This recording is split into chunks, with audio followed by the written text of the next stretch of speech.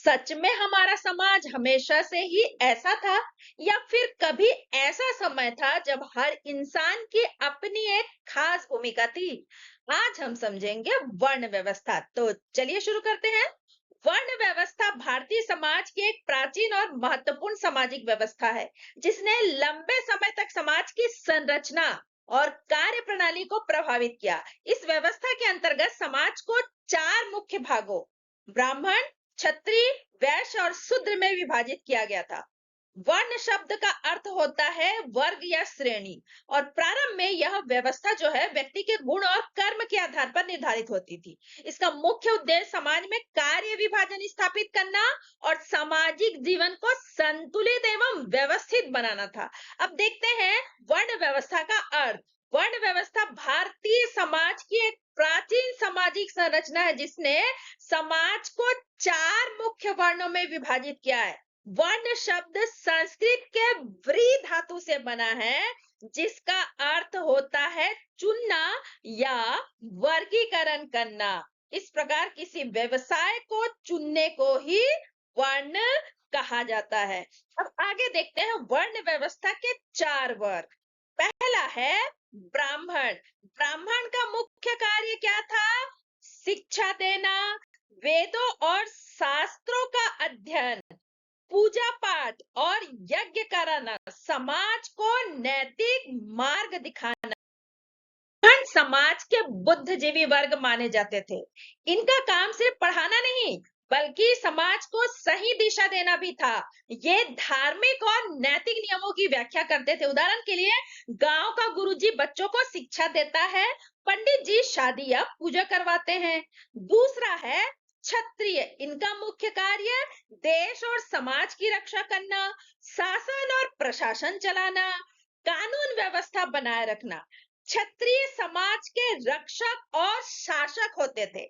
उनका कर्तव्य था कि वे दुश्मनों से रक्षा करें और जनता को सुरक्षा दे। उदाहरण के लिए राजा अपने राज्य की रक्षा करता है, सैनिक सीमा पर देश की रक्षा करते हैं।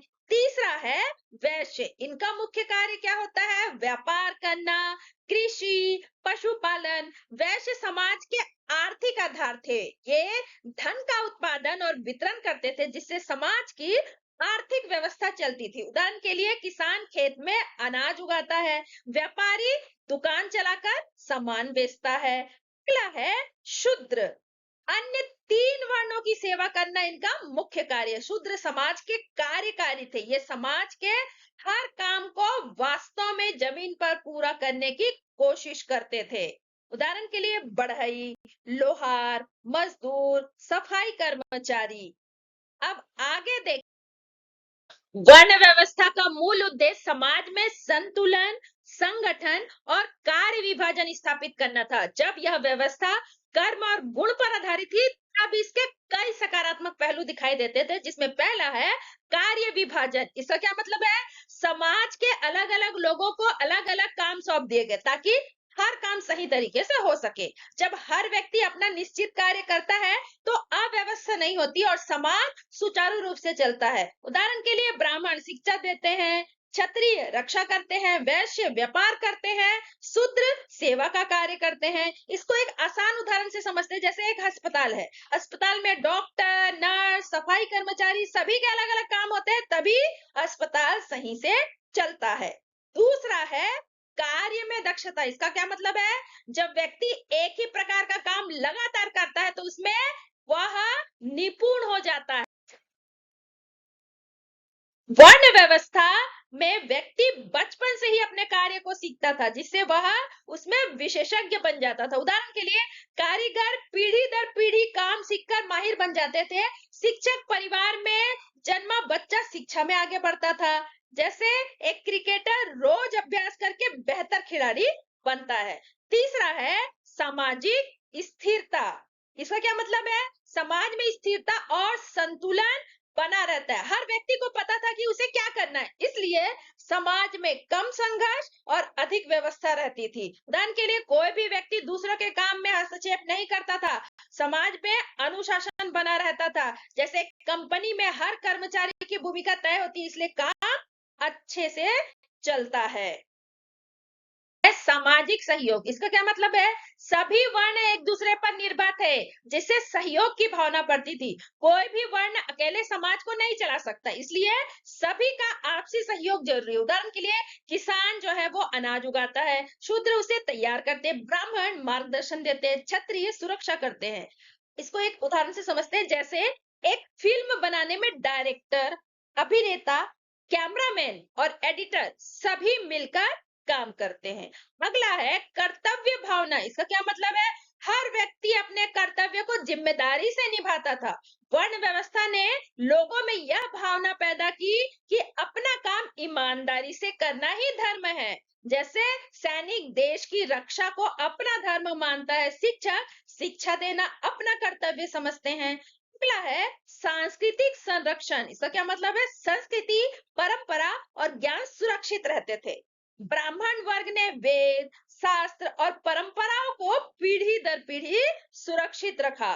उदाहरण के लिए धार्मिक ग्रंथों का संरक्षण, संस्कार और परंपराओं का पालन। अगला है आर्थिक संतुलन। इसका क्या मतलब है? समाज की आर्थिक व्यवस्था संतुलित रहती थी। वैश्य वर्ग उत्पादन और व्यापार संभालता था, जिससे धन का प्रभाव जो है वो बना रहता था। उदाहरण के लिए किसान अनाज उगाता है, व्यापारी उसे बाजार तक पहुंचाता है। देखते हैं वर्ण व्यवस्था के दोष।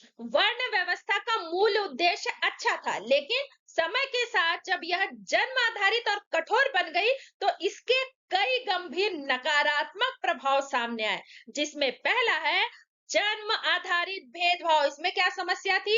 व्यक्ति की योग्यता नहीं, बल्कि उसका जन्म ही उसकी पहचान बन गया। इससे पहले वर्ण कर्म पर आधारित था, लेकिन बाद में यह वंशानुगत हो गया। इससे लोगों को अपनी पसंद का काम चुनने की आजादी नहीं रही। उदाहरण के लिए एक प्रतिभाशाली बच्चा अगर शूद्र परिवार में पैदा हुआ, तो उसे ऊंचे काम करने का अवसर नहीं मिलता था। ब्राह्मण परिवार का व्यक्ति बिना योग्यता के भी ऊंचा माना जाता था। दूसरा है ऊंच नीच की भावना। इससे क्या समस्या आई? समाज में श्रेष्ठ और हीन का भेद पैदा हो गया। ब्राह्मण और क्षत्रिय को ऊंचा दर्जा दिया गया, जबकि शूद्रों को सबसे नीचे रखा गया। उदाहरण के लिए शूद्रों को मंदिर में प्रवेश नहीं करने दिया जाता था, उन्हें सामाजिक गतिविधियों से दूर रखा जाता था। इससे समाज में असमानता और अन्याय बढ़ा। अगला है छुआछूत। इससे क्या हुआ? कुछ लोगों को अछूत मानकर उससे दूरी बनाई गई। शूद्रों और दलितों के साथ ऐसा व्यवहार किया गया जैसे वे समाज का हिस्सा ही ना हो। उदाहरण के लिए अलग बर्तन में खाना देना, अलग कुएं से पानी लेने को मजबूर करना, यह मानव अधिकारों का गंभीर उल्लंघन था।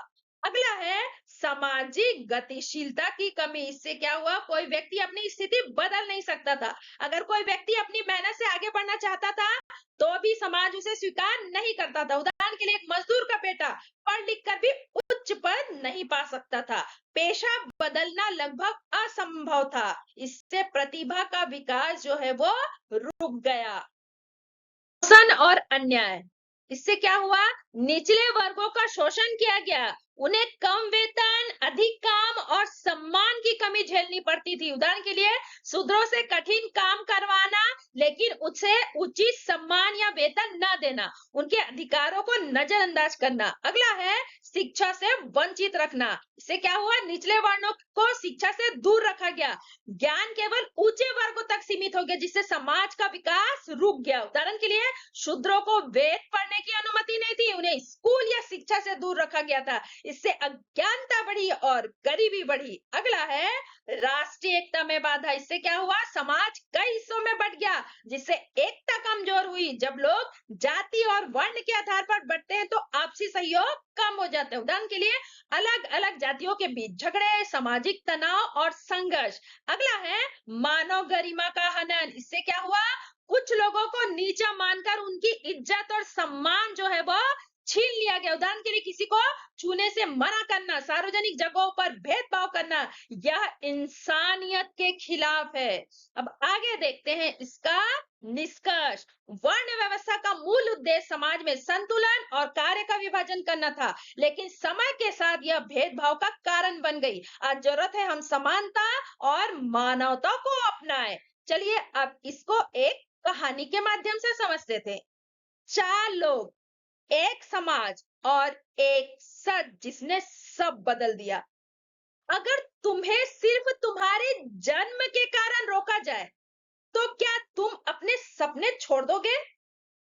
कहानी शुरू होती है सोलापुर नाम के गांव से। एक ऐसा गांव जहां सब कुछ बिल्कुल संतुलित था। यहाँ रहते थे चार लोग। आचार्य देव ब्राह्मण थे, ज्ञान का सागर। वीर सेनापति अर्जुन छत्री गांव का रक्षक। व्यापारी मोहनदास वैश्य, हर घर की जरूरत पूरी करने वाला। रामू कारीगर शूद्र जिसके हाथों में जादू था। गांव की असली ताकत क्या थी? आचार्य देव सिखाते थे, अर्जुन सुरक्षा करता था, मोहनदास व्यापार संभालता था और रामू वो सब कुछ हकीकत में बना देता था। चारों मिलकर शोलापुर को स्वर्ग बना चुके थे। यही था वर्ण व्यवस्था का असली महत्व। हर काम की अपनी जगह, हर व्यक्ति की अपनी पहचान, सबके बीच गहरा सहयोग। कोई बड़ा नहीं, कोई छोटा नहीं। लेकिन एक दिन सब बदल गया। गांव में एक नया नियम बना। अब काम नहीं, जन्म तय करेगा तुम्हारी पहचान। सबसे बड़ा झटका लगा रामू को। रामू का बेटा छोटू, तेज दिमाग, सपने आचार्य बनने के। वो दौड़कर आचार्य देव के पास गया। गुरुजी, मुझे भी पढ़ना है। आचार्य देव की आंखें झुक गई। उन्होंने धीरे से कहा, नियम बदल गए हैं बेटा, तुम नहीं पढ़ सकते। छोटू की आंखों में आंसू थे। लेकिन गुरुजी, अगर मैं सीख सकता हूँ तो मुझे रोक क्यों रहे हो? पूरा गांव खामोश था। यहीं से शुरू हुआ पतन। रामू के परिवार को नीचा समझा जाने लगा। छोटू के सपने कुचल दिए गए। लोगों ने काम की जगह जन्म को बड़ा मान लिया। धीरे धीरे गांव के एकता टूट गई, सहयोग खत्म हो गया और विकास रुक गया। एक दिन संकट आया, दुश्मनों ने गांव पर हमला किया। अनाज खत्म होने लगा, कोई व्यवस्था नहीं बची। तब सबको एहसास हुआ, हर व्यक्ति जरूरी था, हर काम की अपनी कीमत थी। आचार्य देव ने सभा में कहा, हमने सबसे बड़ी गलती की। हमने कर्म को छोड़कर जन्म को बड़ा बना दिया। वर्ण व्यवस्था का असली अर्थ था काम का सम्मान, समाज का संतुलन। लेकिन जब इसमें भेदभाव आया तो समाज टूट गया। जब तक कर्म की इज्जत थी समाज मजबूत था, और जब जन्म बड़ा बन गया सब बिखर गया। अगर आप भी मानते हो कि हर इंसान बराबर है, तो इस कहानी को जरूर शेयर करो। धन्यवाद।